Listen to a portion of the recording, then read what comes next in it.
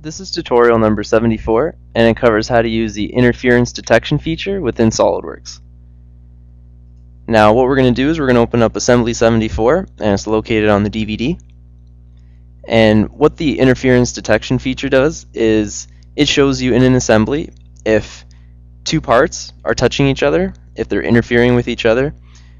It's a nice analysis tool to let you know what's really going on with your assembly. So this is just a basic little assembly that I made, and you can see that it rotates all the way around.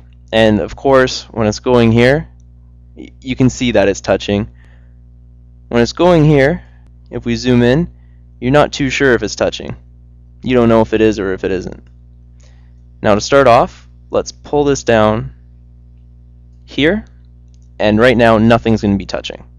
Now your interference detection tool is right here, so you just click on it, and there's a bunch of different tools down here that you're able to select just to say what it's going to do when you calculate it to how it's going to show up.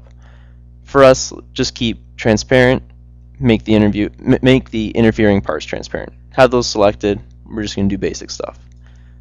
Click calculate. There's no interference. All the parts are fine. We know that. We can visually see it.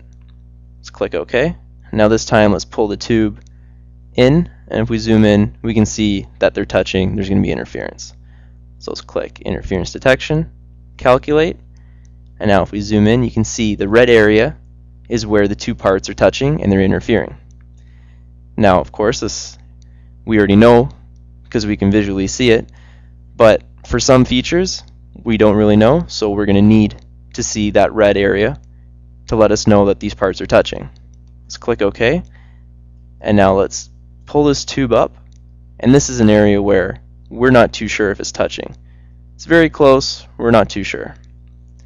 Let's click interference detection, click calculate, and it's interfering. And if we zoom in, you can see the red area again. It shows where the two parts are interfering. Now you'd use this tool, any moving parts, anything when you're putting together an assembly, there's moving parts and you want to make sure that your parts aren't rubbing.